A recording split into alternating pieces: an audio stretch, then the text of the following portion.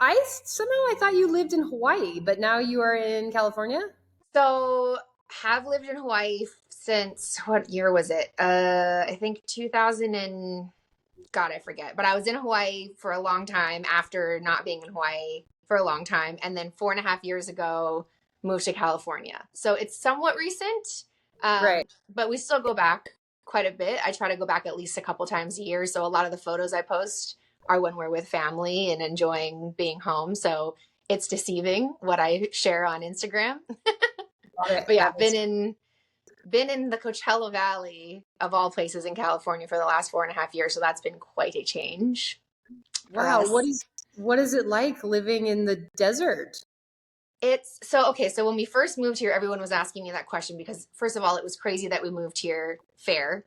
And I'm very realistic about how crazy it was for us to move from the Garden Island of Kauai to like the most driest of deserts in the Coachella Valley. So when people ask that question, I responded with the only similarity is that they speak English, which is really what it is. Like it's a completely different lifestyle, completely different landscape, completely different type of community.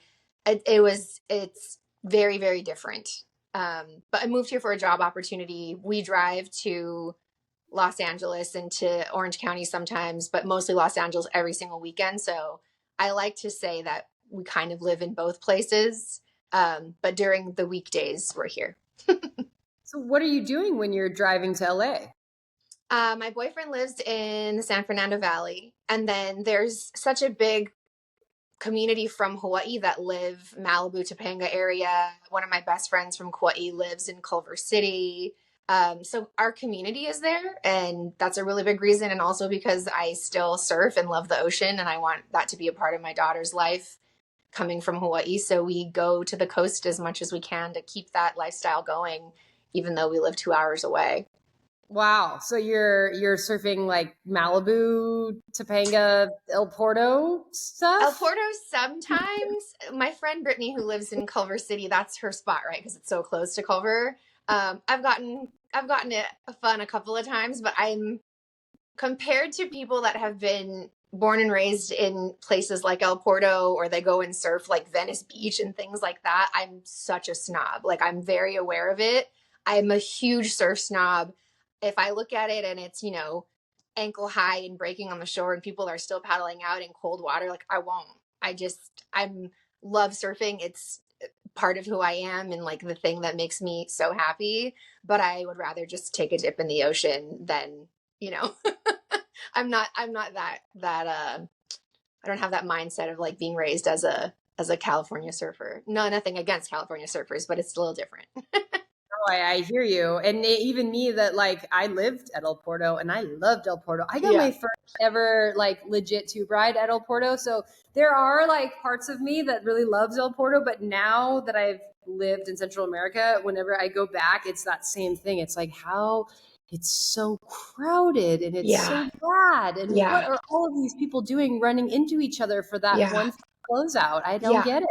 Yeah. The etiquette is crazy. I mean, Malibu's etiquette is the worst I think I've ever experienced in my life. And that's even in comparison to Snapper Rocks, where it's like straight insanity out there. But Malibu is out of control. Like there's just no etiquette. And I get it because people come to California and they think I want to learn how to surf and live the Southern California lifestyle. And the only thing they know is Malibu. And so people just go straight there and they paddle out and they're just causing such dangerous situations. And I'm all about like friendliness in the water and uplifting each other and being, this community of surfers, but there also really needs to be this awareness of etiquette and knowing your level and understanding the ocean and understanding how you're putting other people in a really compromising, dangerous position. I don't know that that's talked about enough in like the beginners circle of surfing. So Malibu's rough that way, but sometimes I get invited to Little Dune if a friend has a key, and that's so much fun. Topanga is so much fun as well. I've kind of just been, yeah, going wherever I can and trying to make the best of it. But it's still the best surf I've been getting over the past few years is when I go home for visits. So talk about your story a little bit. I mean, we met. I feel like we met when we were still teenagers, or I Yeah. might have been 20, for a reef photo shoot. I think was the first time I met you, and it was like you, me, and maybe Rochelle Ballard I think it doing was. So photos. yes, I remember us being on the same reef team, but before that, the first time I met you, and you probably don't remember because I knew who you were, and I was like, I think it was my first year at nationals, and so you did not know who I was. But I remember we were surfing at Trestles, practicing for nationals one year, and I recognized you because you were like in every magazine all the time. And I remember being like, oh my gosh, that's Holly Beck. And we were surfing. And I remember you being really nice to me. And that was at the time when girls were, I don't know how it is now on the competitive or the tour and how it is on the QS with the girls, because I haven't been in that world for quite a bit. But at that time, it was very catty and people were not nice. And especially for me, like my perspective on it was I was a girly surfer who also, was kind of pretty, and that people just hated me for that, So a lot of times, people were not friendly to me, especially in competitive environments at contests and things. And you were very nice to me So and really happy. friendly. That's wonderful. Yeah. So I remember that being the first time I met you at Trestles and me going like, okay, Holly's really cool. And that was really kind of a big deal for me because there was a select few of you that were actually really nice, that were kind of more accomplished than I was at the time. So I appreciate you for that. But that was the first time we met. And I then I we love had the that wedding because shoots. I feel like I definitely had a moment where I got caught up in the cattiness too, but I think I was more like I was like nice. I liked the other girls, and I never really felt like I fit in, Yeah. and so I think that was it too. It was like I was sort of like the one that like I was like, oh, you want to be friends? Like let's be friends because I want friends. I want Yeah. to like feel like we have like a girl gang out here, but Yeah. awesome. So then, okay, so you grew up in Kauai and learned to surf when you were just a baby, like all the cute Kauaian surfers? Right. So I actually grew up on both islands. So I was born on Big Island. I have to represent this because if anyone listens to this from Hawaii Island, they're going to be like, you have to represent. And I do. And it's true. So I grew up in a really, really, really small town. Like it's actually almost not fair to call it a town. It was a street. It was a mile long street that had houses on either side called Puako. And when I grew up there, it was old fisherman houses with tin roofs and, screen lanais and just very simple, like local living. And that's where I grew up. And we had a local surf spot at the end of that road. And so when I was really young, like you said, growing up in Hawaii, you're either at the beach or you're in the mountains. Like those are your two options. And we were at the beach and my dad surfed and the people that I grew up with surfed. And so inevitably that was going to be my sport. So the first time I surfed, I don't remember. I was probably a toddler or something like that. But I do remember the very first time I paddled out by myself without a parent or, someone kind of guiding me. My older sister had a huge part in that. She was definitely the one that pushed me into getting into surfing.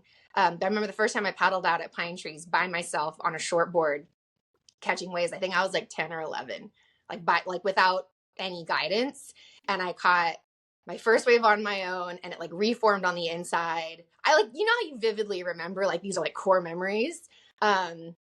Almost hit someone, almost went into the rocks, dodged the rocks, and then like got off the wave and realized, oh my God, like this, that feeling, you get the bug. That was my first bug. And that was the first day that I went out completely on my own. So I think 10 or 11, whatever grade that is. I remember childhood memories by grade. I don't know if you do that too. I remember like I was in second or third grade. That's how I like mark every time frame. So that was when I started going, okay, I really like this. This is going to be my sport. And then shortly after I entered my first contest and I got like miraculously, I got third because I was like not as good as the girls in the contest at all. Like very well aware that it was like sheer luck that I got third. But that was my first contest shortly after. And then I was like, this is my thing. And I became very committed. And then it was just like, that was it. Nothing else was kind of in my brain other than I want to be sponsored. I want to become a professional surfer. I want to get as good as this as I possibly can. And that was the goal until after I graduated high school.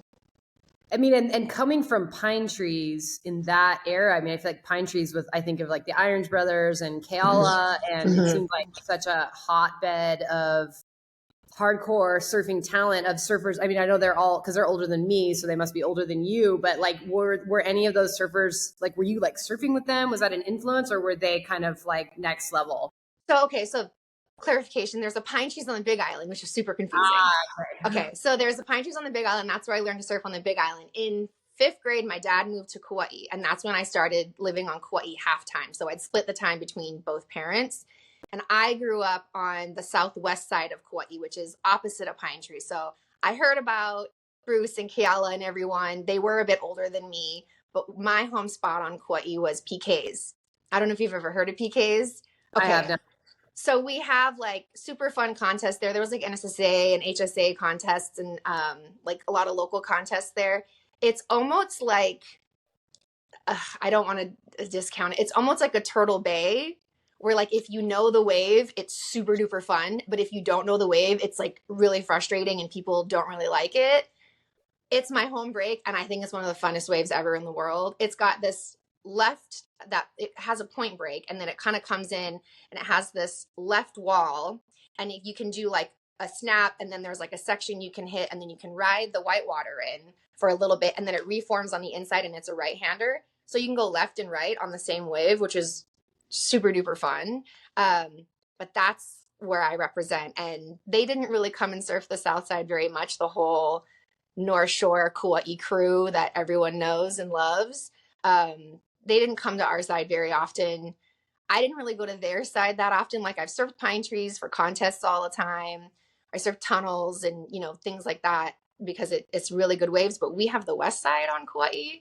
And it's there's a lot more protection on the west side of Kauai.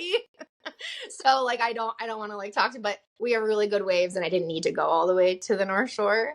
But I got to know the whole North Shore of Kauai crew more in my adulthood when I started spending more time on Oahu and traveling. And that's when I kind of got to know that crew a lot better. And obviously Keala, because we both rode for Billabong and did a lot of things together for Billabong. But growing up, no, not really. I wasn't necessarily influenced by them directly. It was more like our hometown heroes and our home break heroes that not a lot of people hear about. Okay, so growing up first on the Big Island and then transitioning the splitting time between the Kauai and the Big Island and getting better at surfing and doing contests, and then you get sponsored by Billabong. Yeah. And what was that like? Because I remember in that era, like you mentioned, I'm a little bit pretty, and that's very humble and nice of you, but like you were gorgeous, and I know you did a lot of modeling. And so in that era, it really felt like that was the key to success. I mean, either you were like such a badass like Keala or, you know, Rochelle or those girls that were, you know, best women surfers in the world. But if you weren't the very best, like those girls, then you had to do what we did, which was also, you know, strut around in the bikini. For me, it was really hard because I did not identify with that, but it sounds like you kind of identified more feminine. So talk about what that was like in that era for you. Yeah. So coming up, it was like you're saying, it was there.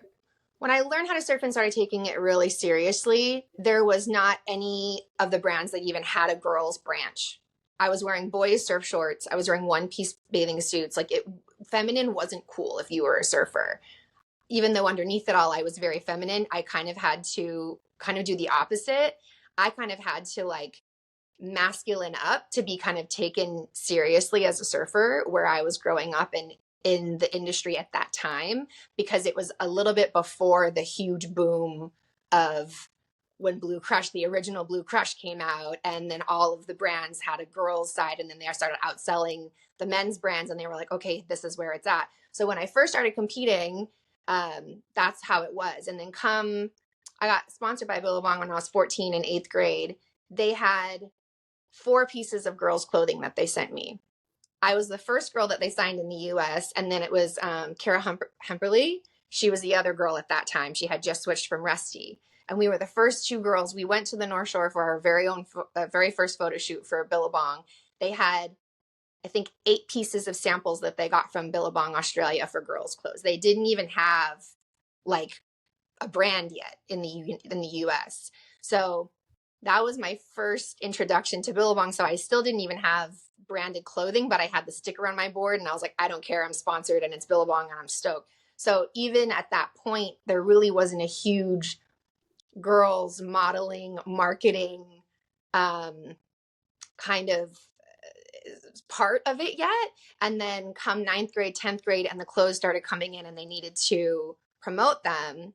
Then that was when they were like, okay, we want to do more photo shoots with the girls. And originally they used the athletes, even, you know, they used Lane and Kiala and us. They used all of the athletes. And that's how they started out, was, you know, showing us in the product. And then eventually, once they realized, oh, we need to have this model culture in the girls brand because that's what's selling, then it became kind of like the original influencer before there was really social media to be the influencer.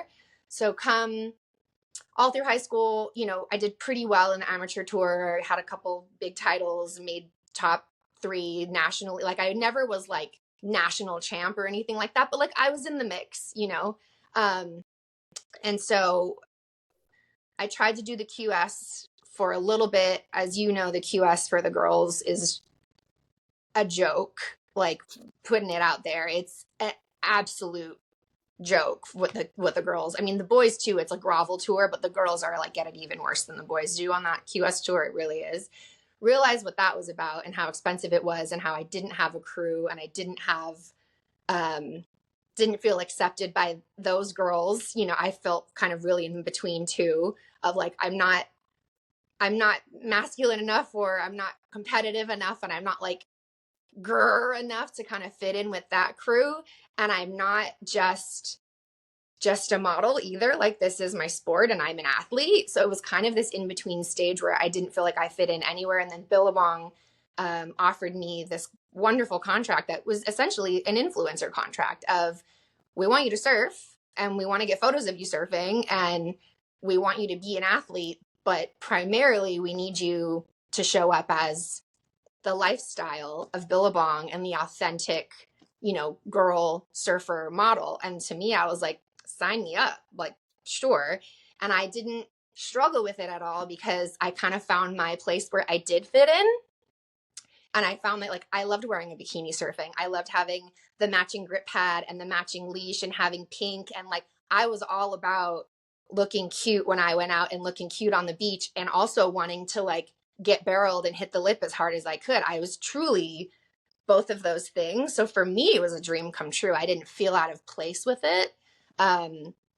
The thing that was really difficult though was, yeah, I wasn't going to be world champ, and yeah, I wasn't going to make the CT, but I was a pretty good surfer, and people really downplay your talent when you are pretty, or when they see photos of you in magazines using your face and your body more than, you know, your surfing shots. Because obviously at that time, fair game, a lot of the surfing ads were Kella and Lane. Who else did we have at that time? But like those are like the biggest, you know, biggest ones on the team at that point, and they deserved those ads. So that was hard for me, like not being taken seriously by the surf world, because all of a sudden I was just a model, when really my entire life I was a surfer and I was an athlete and worked really, really hard to get as much as I did as a surfer.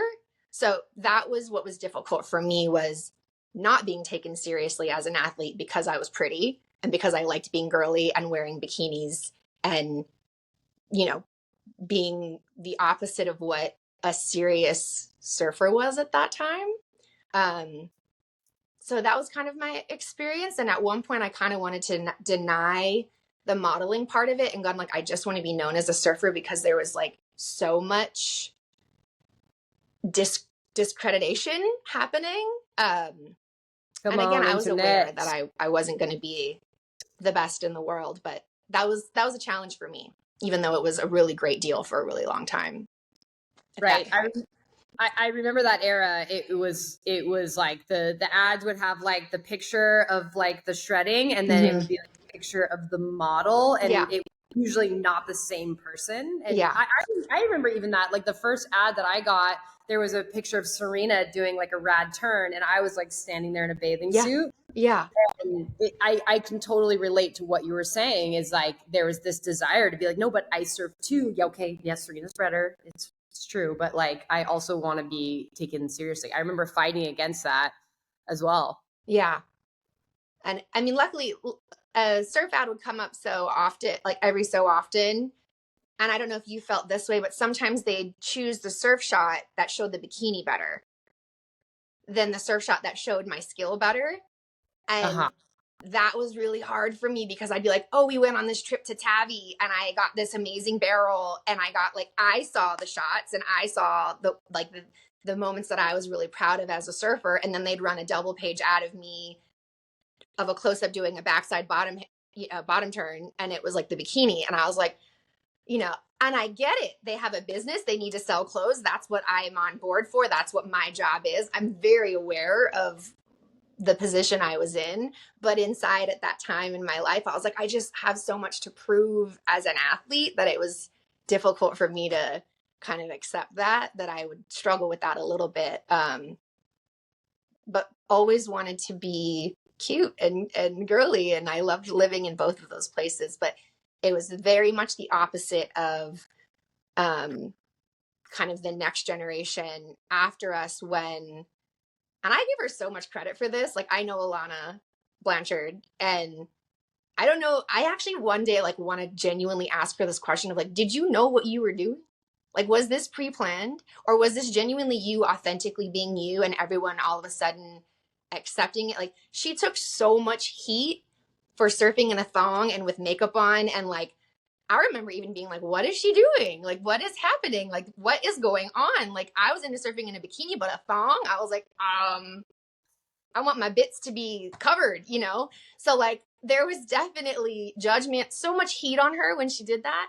And then all of a sudden it was like, that's what everyone was doing and it was acceptable. And like, I don't know if she realized the power and influence that she had being a incredibly sexy and talented surfer, and how it kind of really changed the game. So it was the opposite of that. Like, there wasn't that acceptance, and there wasn't people looking at a girl in a tiny bikini and going like, oh my God, did you just see, how she hit the lip and how her tail blew out? Like, there wasn't that when I think you and I were really in it. So in a way, I think it's kind of really cool. I do. I know a lot of people don't love that. Like, you can choose to surf in a bikini and a thong, or you can choose to surf in pants and a rash guard. And like, it's so up to you. I think the thing I love about it is that like, we can accept that a female can surf in whatever she wants to, and she can still be an incredibly talented athlete or not.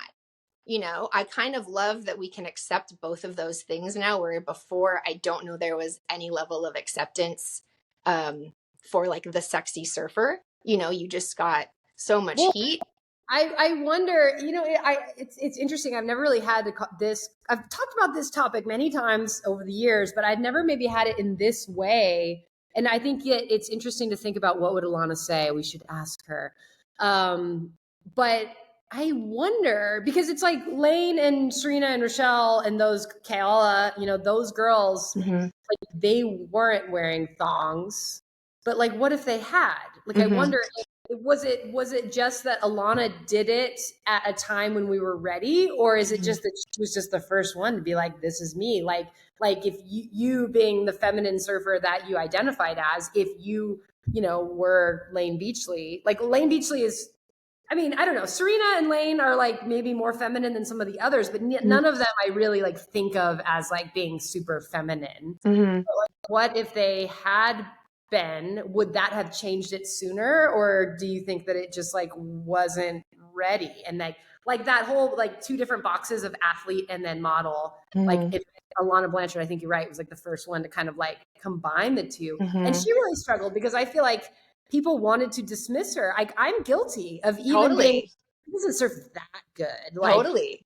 That attention because she's showing her ass off. Yeah. And it was both. And it was totally both, because sex sells. And she got a lot of attention from people that maybe wouldn't have looked at women surfing otherwise. She's gorgeous and has a body from heaven. So like, God bless her, you know? So like doing that in the bikini she was doing it in, and then having people go, who's this girl? What's her sport? What's going on? I think it brought a lot of eyes that weren't on the sport already. I think had the previous generation done that, I don't know we were ready for it. I really don't know, because it was still such a man's sport. And it's gone leaps and bounds since then, like the equal pay and the fact that a woman's event needs to be in the same location as a men's event, and we're just not getting the leftover onshore crappy days. Like we're getting good waves in good locations with equal pay. Like hallelujah, that's fantastic. But previous to that, men didn't even want women's professional surfing at that time to really be a thing. I know a lot of women worked really hard at that, like the Rochelles and the Megans and the Kialas and the Lanes, like, and you, I mean, all of us are a small part or a big part, but I know those girls really, really fought to even have a girls tour, you know? It's come such a long way, but at that time it was still, girls surfing was selling bikinis and selling clothes. That's what girls surfing was when I was in the industry. And now it's really a sport. It's a female sport and it's a serious thing, and we're killing it. But I think we need to give credit where credit is due to those pioneers that worked so hard, and also to the Alanas and, you know, all the other girls that said, hey, I'm female and I'm sexy and I'm an athlete, and guess what, I can be both if I want to be. I think both of those things deserve so much credit. And for the female that doesn't want to surf in a song or a thong and gets kind of offended by that, like, okay, totally understand that point of view as well, because we all don't feel comfortable being that person. And now if the industry is going, hey, you need to be that person in order to be successful as a female surfer, I get that point of view too, because that's not fair. We're not all built that way. But there is so much credit that needs to be given to both of those things that created the female presence in surfing that we're at now. I that's how I feel. That's my opinion. Internet struggles. Come on, come back, come back, come back. Oh, you're reconnecting. I'm giving you good internet juju. Martha.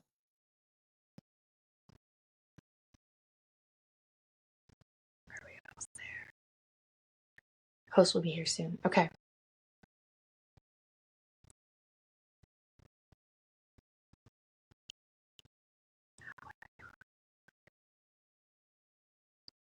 I'll stay here. Oh, wait, I will follow instructions.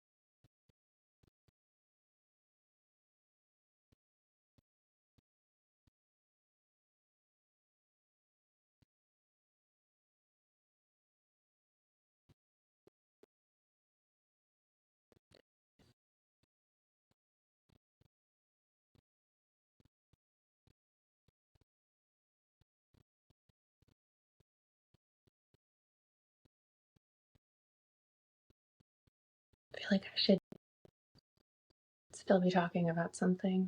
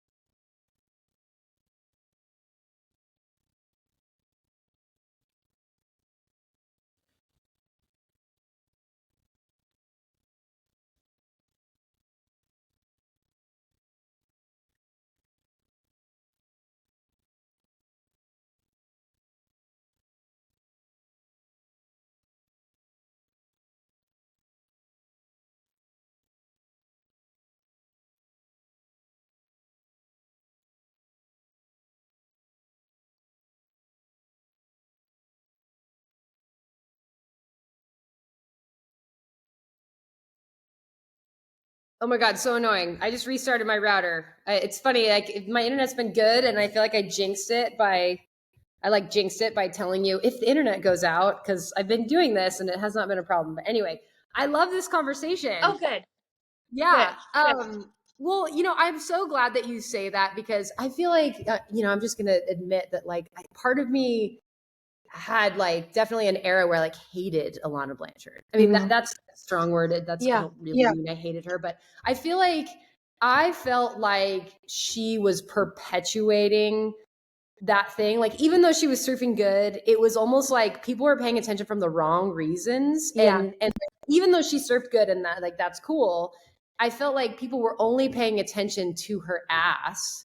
And then it set this standard that like if you want, now we're getting to the internet or the Instagram age. And if you want likes and follows, now you have to do that Mm-hmm. because she has shown that if you do that, you will be successful. And therefore, if you want to be successful, you have to do that. And like I even notice like sometimes her posts where there little be like I follow her. I think she's adorable and like her family life and like the kids and everything. Like I love following her, but even so, there's times where like I will see the like gratuitous butt shot before she puts the wetsuit on, and then she goes out and rips, and it's like, why? Fucking internet.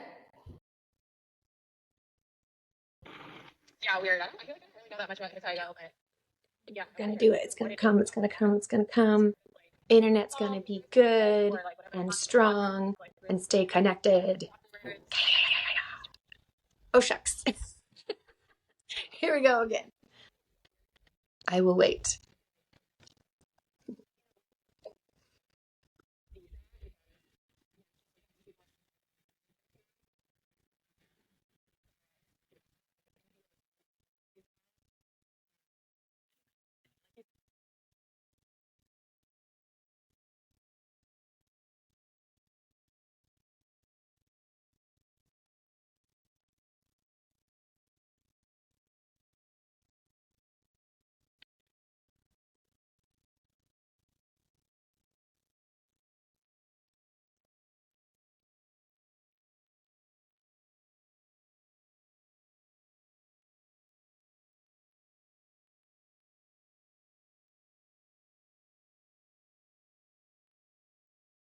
Hello. Oh, Thank are you you for there? I am. Okay. Hopefully your patience. Fine. Probably living in Central America. You know what? I would deal with that every day if I lived where you live, so I get it. Yeah.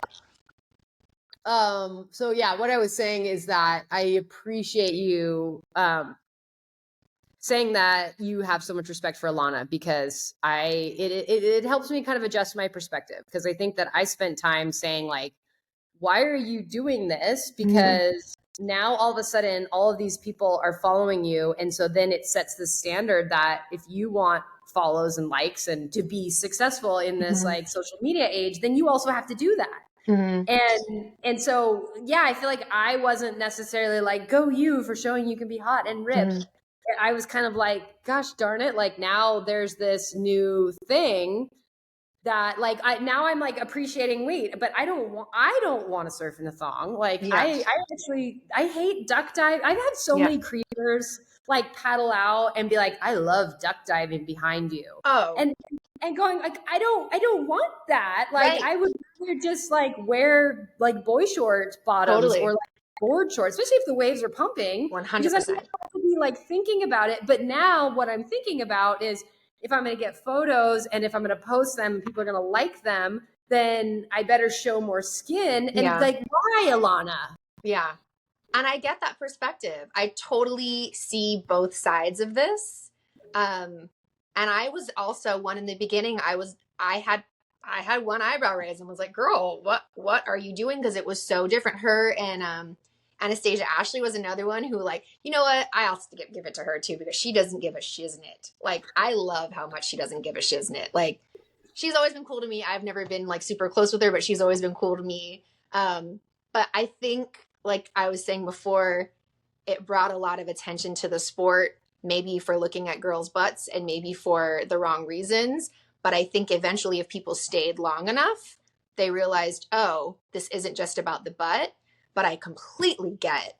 And I was also part of the train of going like, what is going on? Even though I love surfing in a bikini, like same thing. I don't want to stand up and worry about my bits being out, or if someone's behind me and they get like the crotch shot that I don't, I totally get that perspective too.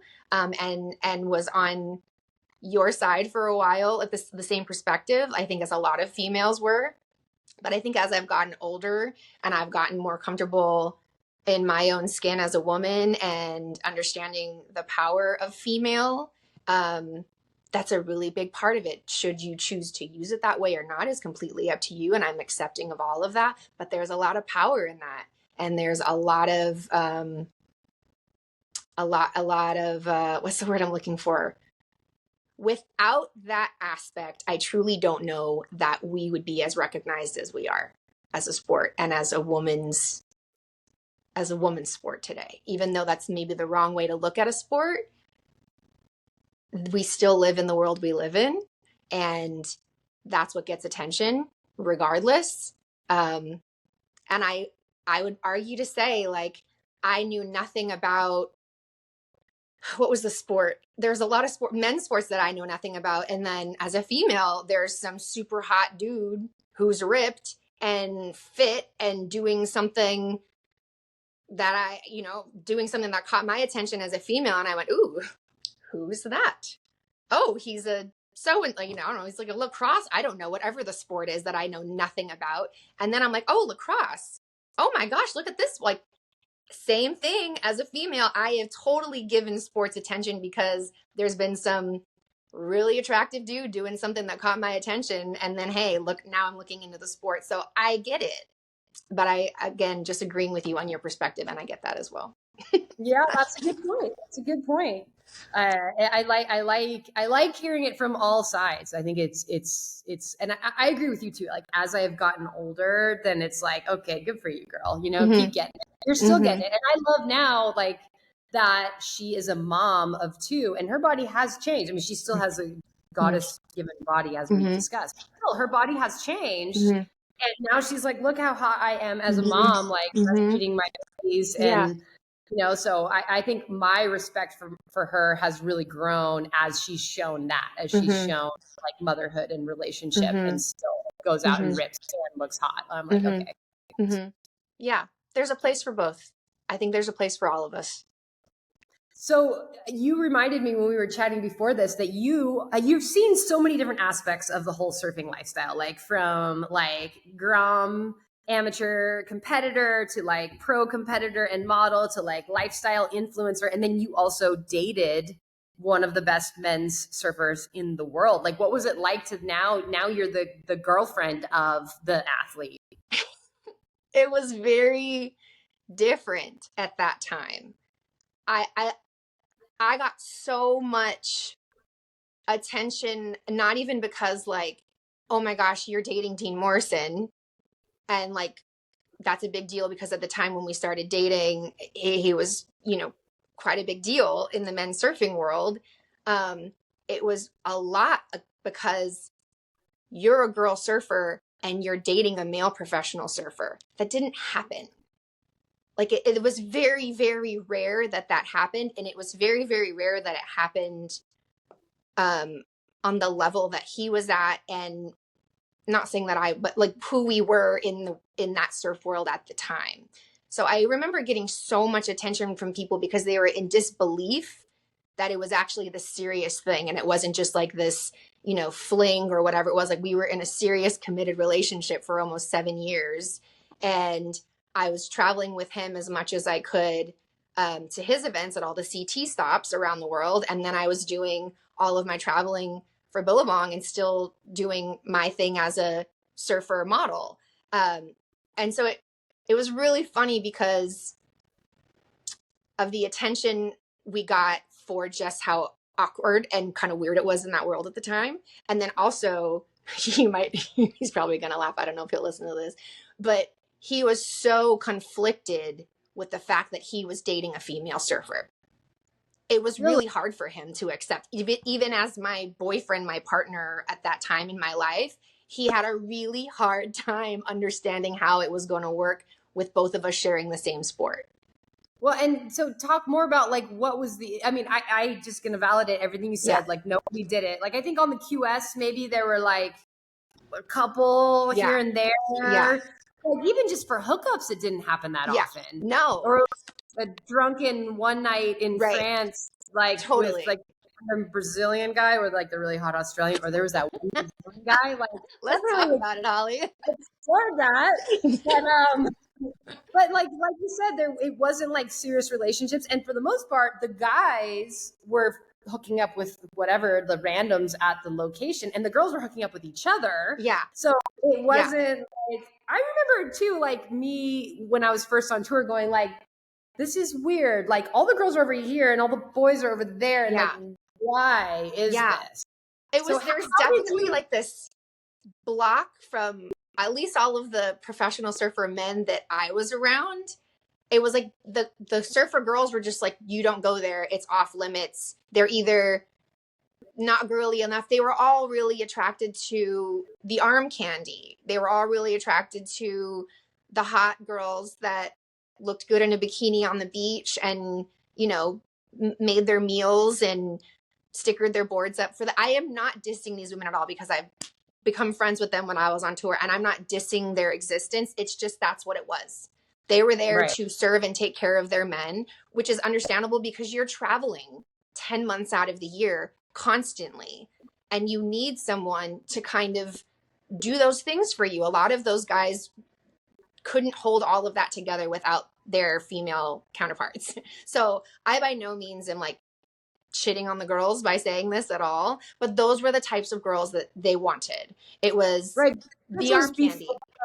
Like now the men and women are traveling with coaches and nutritionists and handlers and whatever, but in that era there wasn't the money for that. So you would, if you were a boy that, you know, hadn't barely finished high school, maybe hadn't gone to college, and now they're just like flung out on the world as an early 20-year-old, you need someone to be like, hey, I got your passport, like, you know, here's your coffee, or whatever. It was, take care of them like as an athlete, you know, and as a partner. So it was those girls definitely had a job outside of being the arm candy, and I'm giving them that credit. They really organized these guys' lives in a really big way, and without them, they probably wouldn't have made it as far as they did. So kudos to all these girls, but that's what they were attracted to at that time.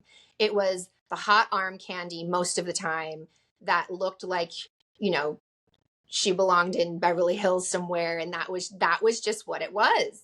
And so I definitely wasn't that. How did you even like bridge that? Like, how did it even start? Okay, so I just had graduated high school. I moved to a house. Do you remember Berlin? The longboarder Berlin? Yeah. I now can't hear you. Did you? There we go. Go ahead. Say again. You just like are we there? Quiet for a minute. Good? Okay. Berlin? So I had just graduated high school. I'm moving into a house with Berlin on the North Shore, right across from Pupukea. I went surfing. Anyway, I went surfing at Rocky Rights and got a huge gash in my hand, and I was out of the water for a long time. I was walking up and down the beach, just to like, so that's what you do, because I couldn't surf. And I saw Dean coming in from off the wall. I had kind of, I know everyone doesn't believe this story because like, how did you not know who he was? Blah, blah, blah, blah, blah. I recognized him and I knew he was somebody, but I didn't look at him and go, oh, that's Dean Morrison. Like, I just remember going like, I know his face. He looks familiar. I know he's like somebody. But I saw him coming in from off the wall and I seriously was like, damn, hi. Like, I was just so attracted to him. And so I like saw him walking up the beach, and I saw he was at the Oakley house, and I saw the Oakley sticker on his board, and I was like, okay. Like, I was seriously like, it was like one of those things, like you just see someone and you're like, I need to know this person, like genuinely. And so that happened. A couple weeks later, it was Thanksgiving. Belinda had cooked Thanksgiving at the house that we were both living in at that time. She knew Dean from a previous trip in Australia, and they kind of were friends. She invited him over, not knowing that I saw him walking in from off the wall, and was like, ooh, got all the heebie-jeebies. He came over to the house, and I was like, oh my God, this is the guy. Holy shit, he's here. And he came over for Thanksgiving, and that's when we kind of got to know each other. And so I totally had a major crush on him. But at the time, I was this 18-year-old girl just fresh on the North Shore scene trying to like make my mark, and he was who he was at that time. And I just did not think in there's no way in hell that he's going to look at me this way. And especially because at that time, the females that those types of guys were dating were not me. You know, I don't have the Chanel bag and the Louis, like I didn't have all those things. And so I kind of just was like, oh, I just have a crush on him, but like, that's all it is, you know? And then we kept running into each other, and he kept being at places that I was at. And I was like, is this like a little girl crush? Like, is he like does he like me? I was like very confusing for me. And then the moment I knew was, I remember Pipe was pretty good. And I love VLAN, like love VLAN. I know no one shoots it, and everyone's like, why do you serve VLAN all the time? No one ever shoots VLAN, but I'm like, because it's good. And I love VLAN. So I paddled out at VLAN one day when it was kind of macking, and Pipe was pretty good. And he paddled out at VLAN when Pipe was pretty decent. And I was like, okay. This guy likes me back. And that's how I knew, was like, and for anyone that knows Dean, knows that if he paddled out at VLAN when Pipe was decent, there was definitely something there, because that man lives for Pipeline. Like he loves Pipeline more than most things. So that's how I knew. And then from there, it kind of just developed. And then I had to go to Australia. I was going to Victoria. There was a junior pro at Bell's, and it was an Oakley sponsor. This was so weird. So I went with the Billabong girls team, and we were staying, I think at Torquay somewhere. And he came down to sign autographs at the event for the junior pro as like the professional Oakley rider. And I remember being so embarrassed, like, this is so weird, because like I'm the junior in the junior pro, and like here he is like, it was just so weird, right? And so anyway, I didn't do very well in that contest, and he came down and he's like, come back up to the Gold Coast with me, you know, see if you can da-da-da. So I did, and we left, and I went to the Gold Coast, and I stayed with him, and that's what happened. There you go. But it was very, very interesting, because I think he got a lot of shit for it from his friends. Like, how's you dating this like surfer girl, blah, blah, blah, blah, blah. And he seriously sat down with me and was like, so surfing is my sport. And I'm like, yeah, it's my sport too. And he's like, but like, it's what I do. It was kind of like really, like he was kind of insinuating like, you can't take it as seriously as I take it, or like, how is this going to work? Because this is my life. And if this is also your life, like, and we're surfing together, like, when do I get my time? Like, when do I get my space? Kind of a thing, which is valid, you know, but it was very uncharted territory for him and in that world. And I did not fit in for a very long time. I went to all the events, and I didn't fit in with the girls for a really, really long time. And they weren't a very warm bunch in the beginning. And again, this place where like, I'm, I guess, pretty enough to be the surfer's partner, but not poshy enough to fit in with the crew. So I kind of was like on this island where it was just kind of him and I didn't really have my people on tour for a really, really long time. And that was another kind of in-between moment of like, I'm too surfery for the real pretty girls. You know, I'm too masculine for this crew, for lack of a better word, because masculine and feminine, we all have it. And it's like, I don't want to say that, but I'm too much of an athlete for this crew. But I'm too feminine for the actual athlete crew. So I've always kind of been in that middle place. And also it was very difficult, I think, for Dean in our relationship to know how to support me as an athlete, because it was very much like this stereotypical, at this time, like all the girls on tour were gay, which now who gives a flying? Like, be gay, be bi, be whatever you want to be. Like, why do we care? Are you a nice person and are you doing well? Great. But at that time, the guys had because all of the females were known to be acting like dudes. And that wasn't cool for a dude to be with a chick who had this stereotypical kind of facade as trying to be mannish, you know? And so I think he really didn't know how to support me as an athlete at that time. And then I didn't really know how to fit into that world because I did essentially become the wife, the surfer's wife, and I took care of everything and I organized everything, and I fed him and I packed, we did all the things. So it was kind of this identity of like, I didn't really know where I fit in that world, or really where I fit in my world. And I don't think he really knew how to fit in my world that way either at the beginning. It was very strange. It felt very weird that we both did this thing when really it should have been this beautiful, like, we share this thing together and we can learn from each other, or we can talk about surfing with each other. And, it was like very one-sided. If we talked about surfing, it was me supporting his career, or me talking about what happened in the heat, or me, watching and filming and letting him know, just really supporting his career. But I love him and we're really good friends now. I don't want this to come off as a negative way, but like, he didn't know how to do that for me. And if he did, it was like, it made him feel so awkward because like I was the girl, and you don't do that like with the girl, so it was challenging in our relationship and in the circles we were in sometimes, but we got through it for a while and it was fine after a while. And there are really beautiful moments of us sharing love for the sport throughout that time, but it wasn't like a constant.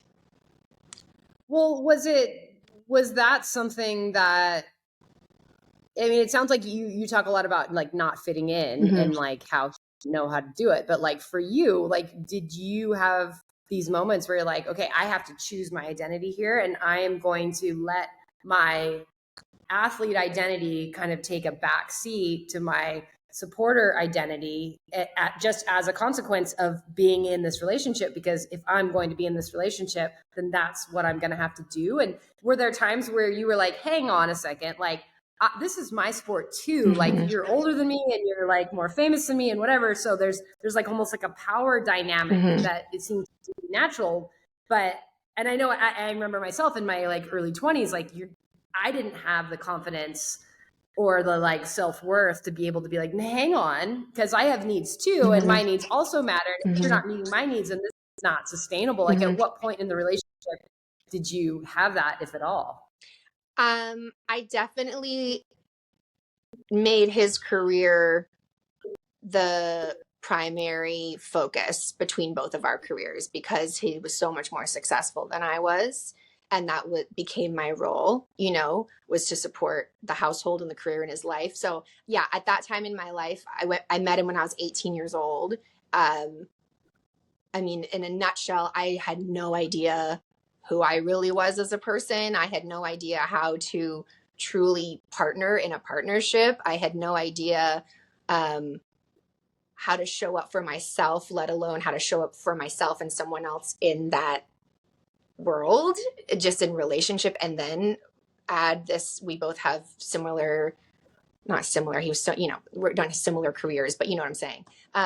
So yeah, Yeah. I didn't really show up and go, hey, wait a minute, you need to support me. I just remember, and this can get so much deeper, but just the way that I am and programmed in, past experiences, I showed up for myself. I didn't rely on him to show up for me, which I think so many of us do, whether surfing is our sport or not, just as women. I think so many of us have done that in the past or are still doing that. And that's our lesson, right? Is like, no, we show up for each other and we show up for ourselves, and we don't forget about who we are and what we need.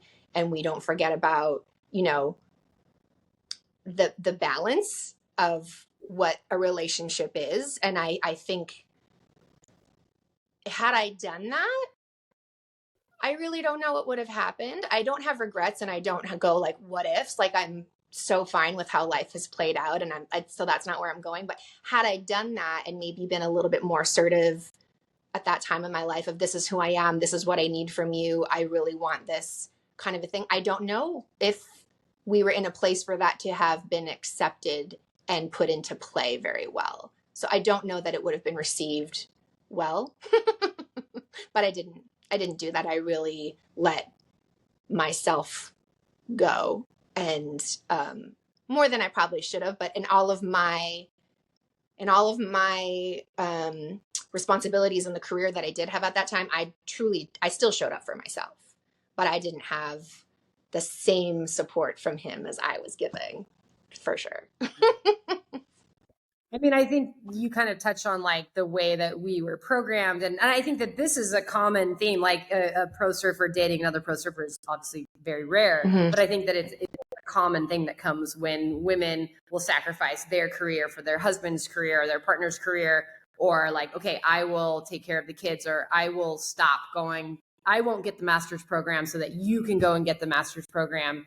And I know that for myself, like, we are socialized with these like gender biases Mm-hmm. that even if we're not aware and it hasn't been directly told to us, like I feel like our generation is maybe shifting now to kind of show more options for going the other direction. And it is a little bit more gender neutral, but certainly in that era, there was that expectation. Oh, totally. I think it was still very much like the Disney movie story. And I was such a victim, as so many of us are, of, yes, it's fine to be what a strong woman was at that time, or what men were comfortable with what a strong woman was at that time.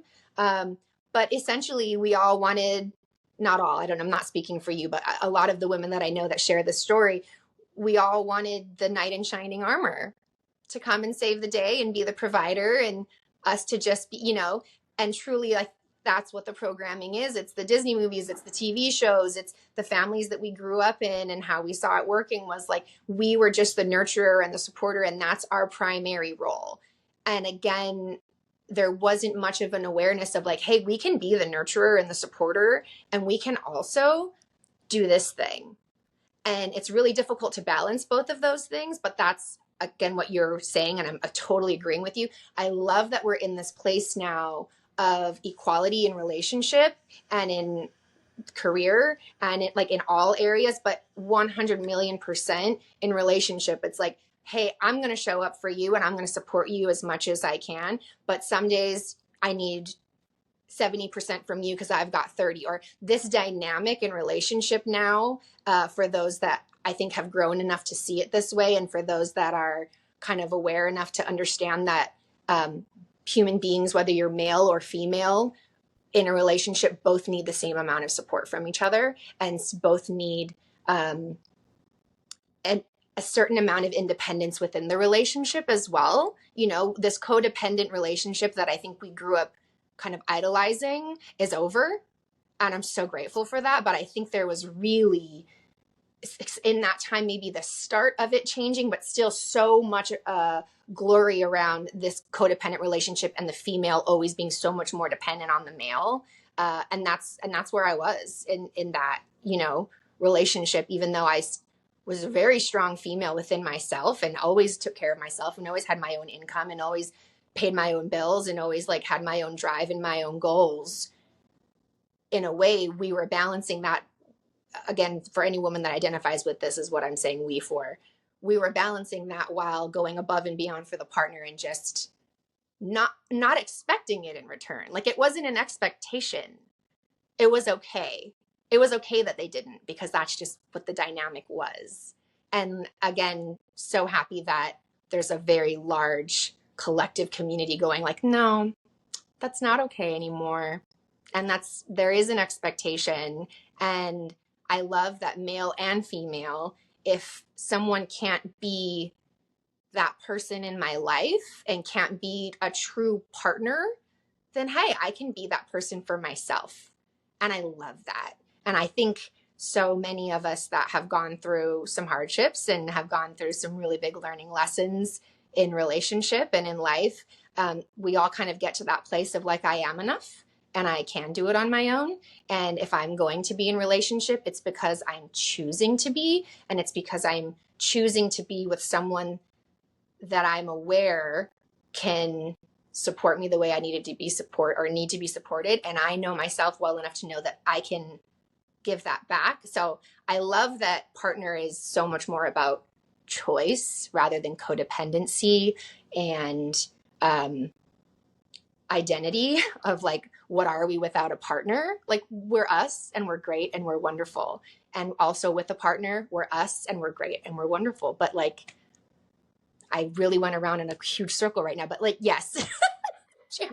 So I'm like eating it up right now. As from one, I mean, I don't know if you identify as a single mom. It sounds like you have a boyfriend, but like from one kind of doing a lot of it on her own with kids, mama, to another, like you're just like preaching to me right now. And I'm like, yes, speak Yeah. it. I love Thank you. Yes, it. But definitely identify as I have a very lovely boyfriend. We've been together for a few years now, but still very much identify as a single mom. But it is nice to have more help now, more support. right. Yeah.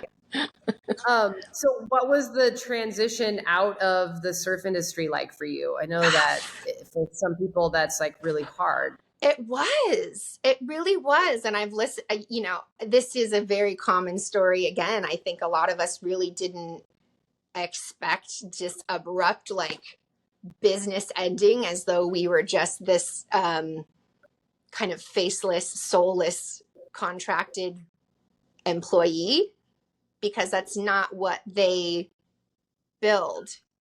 When you're part of a team and you're part of this family, and I was with Billabong, I think, for 12 years or something like that, which, is a pretty long time.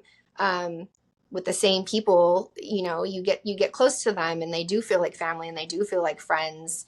And then all of a sudden it's like, I understand that things end. And when it did end, I was kind of ready for it to be over as well, to be completely honest. I wasn't blindsided by the fact that, like, hey, this is coming to an end.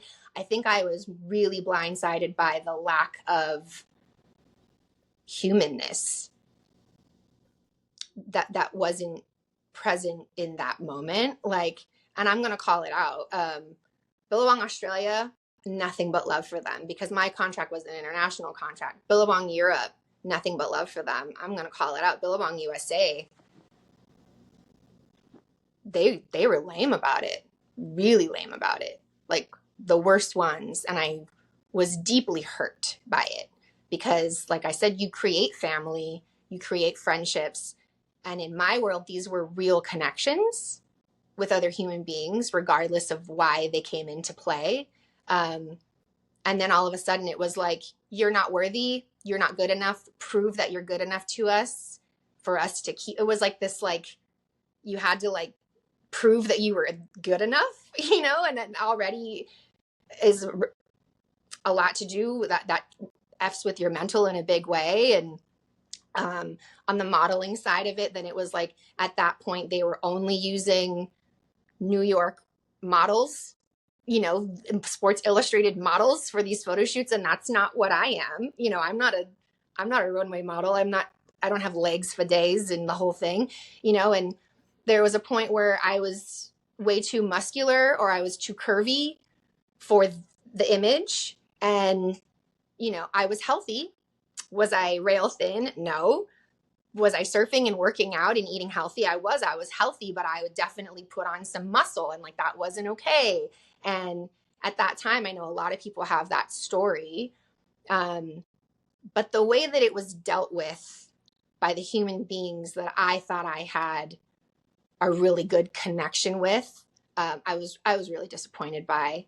And I know a lot of people feel that way, because there are ways to say goodbye that don't need to be that soulless, And I think Billabong Australia did a really good job of doing that, and I'm eternally grateful to them. Like, they were truly the family environment that they said that they were. Same with Billabong Australia. The people that were representing the girls team, not all of them, some of them were awesome at that time, were not. And I think back on it, because I was in my mid-20s, and thinking about the age that they were, who were representing or making those decisions on the team, and thinking of myself as an adult now and how I would treat a situation, if roles were changed, I still look back and go, wow, not okay. Like, that's just, I don't know what gets in people's heads once it's just business, like that. All of a sudden human beings don't have feelings, and relationships built don't matter anymore. So that's, in a nutshell, it was really rough. And then at the same time, was when, or around the same time, was when Dean and I had separated. And that was rough, super duper rough. So when I left, I was like, I want nothing to do with the industry. Like, I was over it. I was like, I don't even want to be associated with that world anymore, because it left such a bad taste in my mouth. That I really just went back to Kauai and lived on Kauai for 7 years and surfed really good waves with no photographers and no attention and no anything. And I didn't even try to get another sponsor, and I didn't try to stay in the scene, and I didn't try to stay relevant in that world, because I was like, I'm out. I don't want anything to do with it. So I kind of fell off the face of the earth as far as the industry and being, in the mix of things. But I tell you what, I got like some of the best surf of my life also. So yeah, no, it left a bad taste in my mouth. And I think if any industry people are listening to the previous stories that you've shared on your podcast and this one now, there's a way to say goodbye. And I think they really need to take a lesson and learn how to sharpen their people skills and their empathy skills, and realize that this wasn't just a business deal for a lot of us. This was a really huge part of our lives that we were really invested in. All of it, the responsibilities that we had, the brand, the memories that we created, the experiences that were offered, and also the relationship. I think they really need to take a better look at how to let people go gracefully.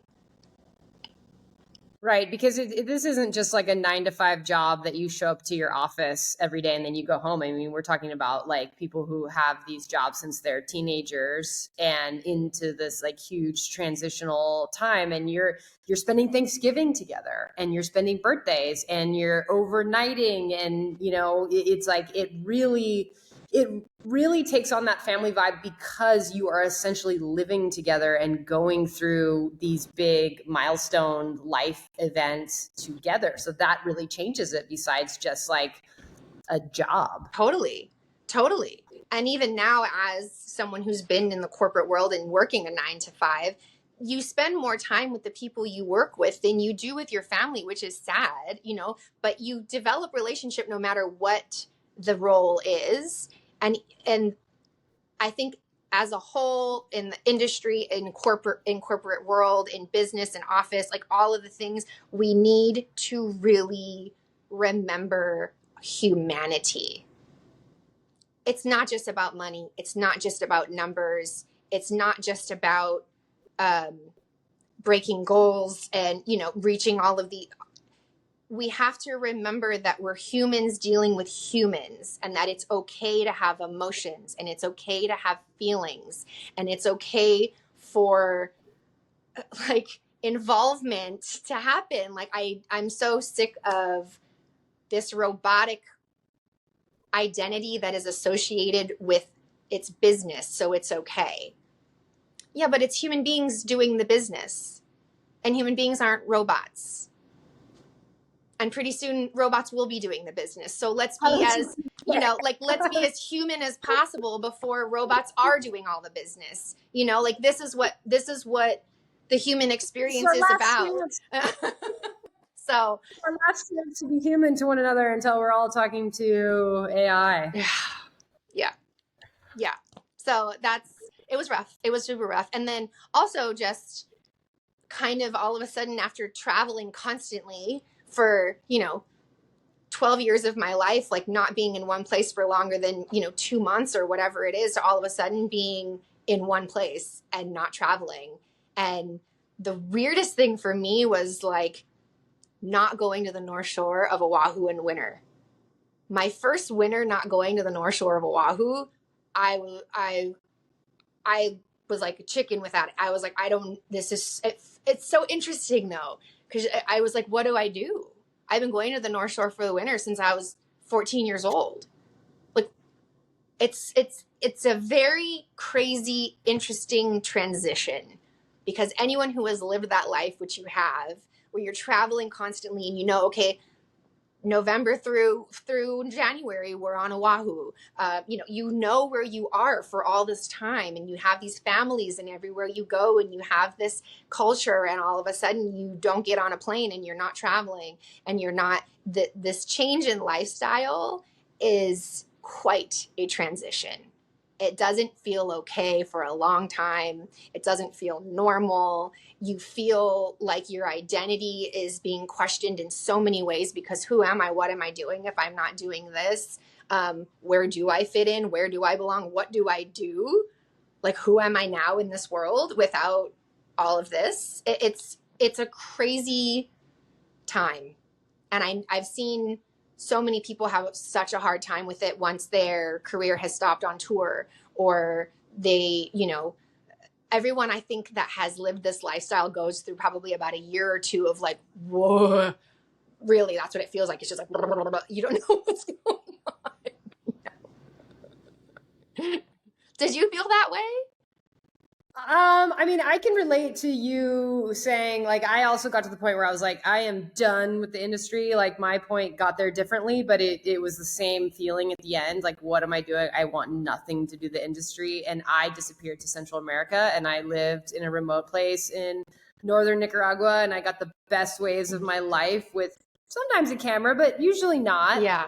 And very few other people, definitely very few other women at first. And it did feel like this detox of like, now I get to decide who I am. And for me, like, I didn't go home, like I went to a place that was like totally different than where I had grown up. And so it did feel like I can finally take off the mask. I don't have to do a song and dance anymore. Yeah. And I don't have to kiss ass to this marketing director at the trade show. And I don't have to be nice to that person that I know hates me. And I can just climb through a barbed wire fence with dogs at my heels and go get barreled at an amazing empty beach break. And I can relate to that feeling of like, but I think that maybe because I had like gone to somewhere new, and like now I'm like building a house, and I'm pumping a well, and I'm trying to figure out how to keep this car to start when I turn the ignition. And so there was still an element of like struggle and challenge and travel and newness, but it didn't involve being jet lagged every other week, right? Which was nice. But I was still removed from family and friends. So yeah, it was almost like I took the very best parts of it that I liked and was able to keep doing that until I got to a place where then I was like, I actually do want to put roots down. And it sure would be nice to have friends and family and consistency and routine. And eventually I like just kind of pulled that to me and created my little humans that are now my family. That are adorable and talented. It seems Thank you. And yours as well? Thank yours you. As well? Thank you. I don't know how to pronounce her name, though. It's tricky. I know. Her name is Laulea. Laulea. Yes. And it's tricky. I didn't ever think we were not going to be living in Hawaii when I named her. So now I'm just like, it's going to build character in you, and we're going to challenge people every time they want to say your name. So that's what it is. Well, hearing you say it, I don't feel like it's as hard as when I look at it written. Yeah. Yeah. It's the vowels. There's a lot of vowels, as you know, in Hawaiian. It's the way I explain it to people here is it's the same pronunciation as Spanish, the vowels. So if you read it with the same pronunciation that you would in Spanish, it's very similar. Get it. Yeah. Right. And so as you think about, how old is she? She's 10? She's 9. She'll be 10 in October.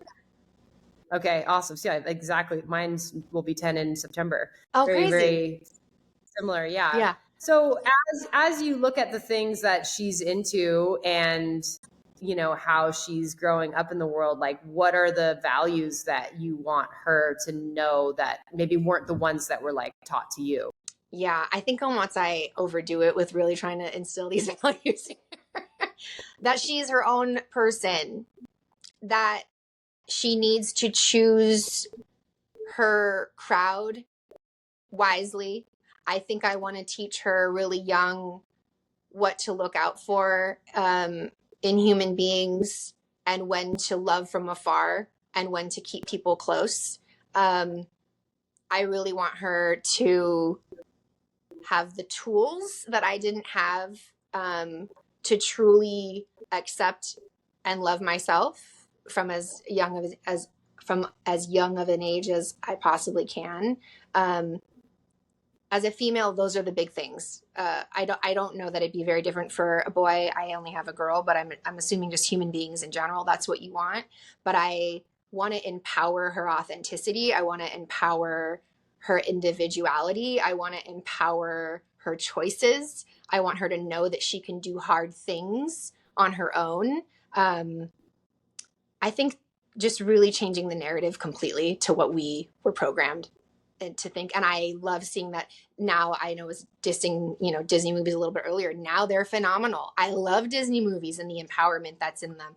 And I love all of the lessons that they're, sneaking in there for all of the kids. It's very much a 180 from what we had as kids, and even the awareness in TV shows and how they're representing relationships.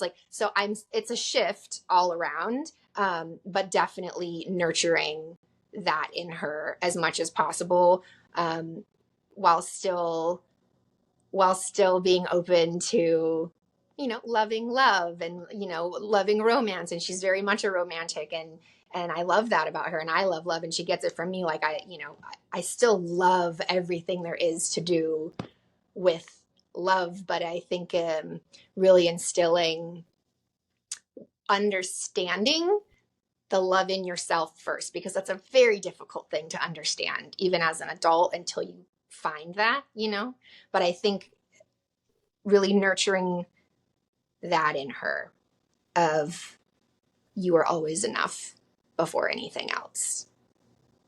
Because I could keep blabbering on. I tend to babble. Yeah. Yeah. Well, it's hard. I think it's hard. And I even think about, those there's like a driver of like, if I want to prove myself, I have to work hard, and I have to work hard, and I have to like keep at it, because and I'm driven by like, I want to prove myself, and I want to fit in, and I want to be accepted. And then you like look at the generation that like everybody got a participation trophy, and then that leads to like the stereotypes around Gen Z that like they just want everything given to them because I am enough. I am enough, and I deserve that trophy. And I know that I struggle with that with my daughter too, of like, it's like, I want you to be motivated, and I want you to try, and I'm going to celebrate your efforts. But you don't have to be perfect. But I do want you to do this and this and this. But it doesn't have to be perfect. Yeah. But I do want you to do it now. Yeah. And it's just like trying to like find that balance of like, I'm aware that like I was told that I wasn't enough, and like I trauma from that, but at the same time, I know that like the benefit of that was that it caused me to work hard and to like do all these things. And so I think now I'm like trying to, okay, how do I get the like motivating factor of like, I want you to try, and I want you to push, but I also don't want you to feel like you're not enough, because you are enough. And it's just like trying to find that like, it is tricky little. And that's, I think, I don't know that goes away. I mean, I think parents in general, but as far as like the mothers that I speak to, I think we stay up at night thinking about it. And was I too harsh, or was I too soft? Or like, I think it will be the infinite struggle of how do I balance this out? And I think the biggest lesson I've learned as a mother so far is humanizing myself to her, and pointing out when I make a mistake, and pointing out what I've learned in front of her when I don't meet the standard that I want to set for her, or when I do, really trying to demonstrate as much as I can the do as I do instead of the do as I say. And like you said, like there is this level of entitlement that comes with, well, I tried my best, and like, yeah, that's all you need to do. But the balance of how brutally honest are we going to be, and how gentle parenting are we going to be about things? It's like this line, it's like there are certain things where you go, yes, that was good, but I'm with you. I don't even know. I'm just trying my best to really do what you're saying as well, of like trying to balance both of those things. And I know she's going to get older, and have some really crazy issues from me because I am a very imperfect human being. But the best thing that I can do is acknowledge that I'm really imperfect and that I may have done a lot of things wrong, and help her heal from whatever wounds I give her is really what I'm planning to do, because I'm just trying my best. You're doing great, Alana. I'm sure no, but that's really it. Because I don't know what kind of parenting you had, but my parents never apologized. Mm-hmm. And that I think has been the thing that I've been trying to do is like if I mess up, which I do, I can just be like, oh man, I am so embarrassed by what just happened. Yeah. And like I just want to let you know it is not your fault right now. I have some things going on, but that was not okay for me to snap just then. Like I'm just too distracted. And you know what? I should put this down. Tell me again what you were saying. You know, like because you know I had a partner for a long time who was an only child, and he had the most perfect parents, and I would look at his family and go, I wish I had that family. Like they're so loving, they're so sweet, like they're TV parents, like they're amazing, but that man had no defense mechanisms. And when the shit hit the fan and something went wrong in his life, he had no tools. And so it's like that's like those are the things that like help me in those moments of like, am I messing it up? It's like, okay, a little bit of trauma is good. You got to learn. Life is hard, and like everything's not going to go your way. And parents get divorced, and mom yells, and you know, we try to minimize it, but like it's also okay as long as you are there to be like, okay, do as I do, not as I say, except for that thing I just did. Don't do that. Exactly. It's like how do we show up in the recovery or the conflict management of it all? Like really, like how are we gonna display those tools with them? And like you said previously, I think a lot of our parents, just that generation, was like, you don't treat your kids with that I don't want to, maybe not respect, because they respected us, you know, whatever, but you don't, as equals. I mean, I like the word, like before you said it, I was thinking respect. Like, I think there's some element of that. It's like, you respect me, but the respect doesn't go. There wasn't this two-way street as much growing up. It was like, you're the child, you do, you know, and okay, sure. But I'm with you where like the trauma that I've experienced and the struggles that I had growing up, I'm grateful for what it's brought out in me and how I've learned to create the tools eventually.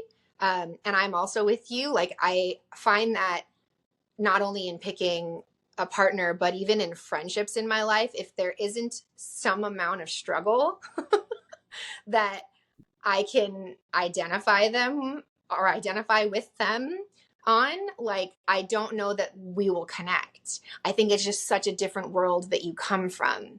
You know, I don't have connection in my life, not saying, and I'm not hating on these people, because if you didn't have the struggle and you had just supportive family and all these things, like, good for you. We all have our different lives and our different stories, and they're meant to be what they're meant to be. But truly connecting with another human being that doesn't understand your struggle, or you can't understand their struggle or understand the way that they operate in the world due to those things, or you have this skill and this tool, or I'm good in these situations due to this thing that happened in my life, without that basic understanding of how we operate and identifying ourselves within these people, I don't know that you can really truly have these like meaningful connections without that. So I'm with you. I think I as maybe as weird as that sounds, I appreciate a little struggle in people's lives for sure. Or, you know, don't build a vessel without a little pain, you know? Yeah, definitely. And how they come out the other side, you know, I think really that's, again, with the, how did you deal with it? How did you learn from it? What did you do with that? If you are perpetually the victim in your life and you've learned nothing from it, then yeah, stay 10 feet away all the time. But if you've really rise to the occasion and you know, took the opportunity to grow and make a lesson out of that struggle, then like, you're my people, and let's do this. I love that that power that it gives people, and hearing people's stories and think I'm just obsessed with connection in general. Like, I just think human connection is one of the most magical things ever in the entire world. And now I'm going this way, but which is why I love what you're doing. And I've said this to you in messages before, but like, truly, I've been following you for a while, and I genuinely, like, from the bottom of my heart, am so freaking proud. I don't mean that in a condescending way. Like, I'm so stoked that you're doing what you're doing. Like, you're cultivating these amazing connections with women and with surfing and with nature and with psychology, and like, it's all the things that I love, and that you're doing it and you're creating this career and like these amazing experiences for people. I cannot commend you enough for what you're doing. I think it's fantastic. And I absolutely, I'm such a fan. I'm awkward at receiving compliments. Oh, this old thing, I got it on the sale rack. Yeah. Thank you. You're welcome. Yes, and I love your Instagram story rants about the emails from school and the boys playing basketball in the road or whatever it was, and like, it's fun to keep in touch. So thank you for that. Of course. I mean, it's real life. I think I love everyone who just like takes off the mask sometimes and is like, yeah, this parenting thing is like ridiculous sometimes. And the expectation from school and working and parenting and being home and going to bed at this time and having, fresh meals and healthy food and going to the extra sports and the extracurricular, but have time for yourself and don't forget about yourself. And it's like all these things. Sometimes I'm like, whoa, we need to talk about how ridiculous all this is sometimes. Yep, it's good. So thank you for your patience with the internet struggles, and thank you for sharing your story. And I just love your perspective, and I truly enjoyed that conversation. And let's try and keep in touch better. Yeah, 100%. And if I can, I want to give a little shout out to my Mama on Board business really quick, if I can. Yes, definitely. Tell me about your business. Okay. So my sister and I, we shared this hat from a long time ago, and it was like the perfect structure. It was like the perfect surf hat. It's fallen apart. We can't find another one like it. We've tried all these other ones. And again, this is based off of our preference and what we love out of a surf hat. So one day we were like, what are we going to do? We can't find it. And she was like, why don't we make our own hats? And it was kind of like a joke at first. And then we were like, well, why don't we do that? And I had this kind of idea that I had built this Instagram account, I think like in 2021, it was Mama on Board. And it was really to try and connect moms who have lost their identity that, used to be surfers every single day. And now there are these moms, and we have to put that on the way back burner. And there's a level of grieving that comes with really letting go of your passions in life, not completely, but to a certain extent, and not having them be as present anymore once you become a parent.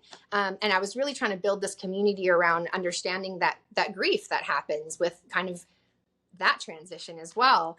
And so when she had said, well, why don't we make our own hats? And then we were talking about the design and what we wanted to do. And I was like, okay, well, I have this community I'm trying to build called Mama on Board. Like, why don't we have this be the label or the logo or the brand name? And so we kind of combined those two things. And both of us are obviously very, passionate about taking care of the environment and making sure that we're taking care of Mama Earth, because Mama Earth takes care of us. So we were trying to figure out how can we differentiate it apart from the design is let's make it out of recycled plastic.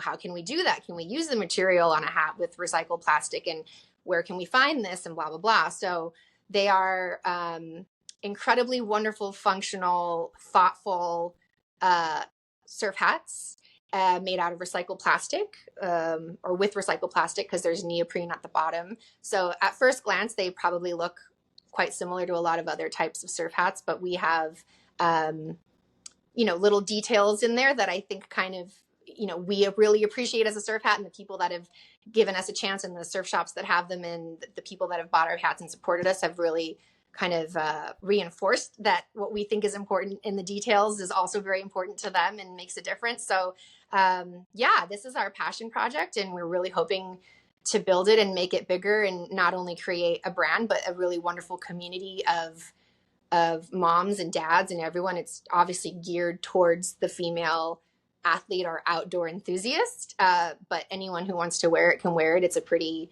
unisex logo design and colors and things like that. So it's been really, really fun. And we got our first shipment of hats at the beginning of December. So it's only a few months old since actually receiving the product, which took a while. So since then, I think we're now in like 16 shops, and we have a Shopify store, and the response has been really positive. And I'm really excited to be working on something that I truly care about and making a difference, in the environment, and also sun protection. I cannot stress that enough. I know we just talked about surfing in thongs and string bikinis for so long, but I'm like, now I'm, the last few years of my life, I'm wearing the long sleeved thing, and I'm wearing my hat and my zinc. And, I cannot stress the importance of sun protection. And I don't surf without my hat ever anymore. I always surf with it on, and I've seen such a huge difference in my skin.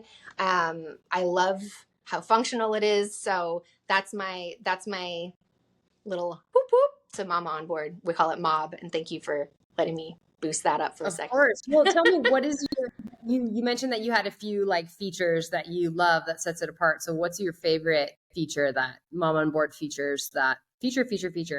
What is your favorite? Yeah. What's your favorite addition to the design that you weren't able to find elsewhere? We have filters, like mesh filters on either side. I do see some hats that have them, but not a lot. So when you submerge under the water and you're duck diving, your hat doesn't fill with water and it doesn't pool on your neck. It actually filters out of your hat and stays on your head. We have a reinforced bill that goes from temple to temple. So it's not a hard rim all the way around, which also catches the water when you duck dive. And it's not soft, so it doesn't flop and drip in front of your face. So from temple to temple, there's a more wide reinforced bill that doesn't ever flop down or get in the way, and you can still see what's going on with your peripherals. And then the neoprene that we've used is like open face neoprene that's triple stitched, because I find that I like mine quite tight and it would rip and tear and I would go through hats really quickly. So we have a triple stitched neoprene that actually covers our ears. And I like that because I have really sensitive ears, especially surfing in California in the cold water when there's wind. My ears get hammered and it hurts really, really bad. So the neoprene actually covers your ears and protects it from that cold wind. If you ever, it's like swimmer's ear, that one that the cartilage grows in your ear. What is that called? Yeah. That's surfer's ear. Yeah, surfer's ear. Yeah. So it covers that and prevents, air sensitivity to the elements as well. So those are just some of the ones that I really, really love that I think are awesome. Yeah. And that's so cool to be able to be in business with your sister. It is. And it's super cool because surfing is more obviously my water sport. My sister is she's done outrigger canoe and crossed open water channels, and she's like a free diver and a surfer, but really this all around badass athlete water woman, and can really represent the hat in so many of these other worlds that I'm not as present in. Surfing is really the extent of my water activity that I have. She is so cool and is such a perfect spokesperson for it, and really has built this amazing community where we're from. And I'm so stoked to say that almost every female that I know that does anything outdoors where we're from has a hat and reps it super duper hard. And that's a huge kudos to my sister for her effort in building such a wonderful community and being such a great representative. Awesome. I mean, that's really what it's about too, is that community, that feeling like we're supporting each other, we're taking care of ourselves, and we're staying connected. Yeah, exactly. So that's what Mob is all about. And I love working on something I just truly care about, as I'm sure you can identify with. It makes a huge difference. Yeah. Definitely. All right. Do we miss anything else? I mean, I feel like I could talk to you all day. We should do this again next week. But I think that's good. I think we crushed it. Yeah, thank you. I'm so stoked that you offered me this space, and I'm super stoked to connect with you. And I've been to Costa Rica a couple of times. I want to come back. If I ever come back, I'm gonna reach out to you. And I know you come to California sometimes. We're moving to Woodland Hills near Topanga next month. So if you're ever in town, please hit me up. I'd love to go surfing and catch up with you too. Okay.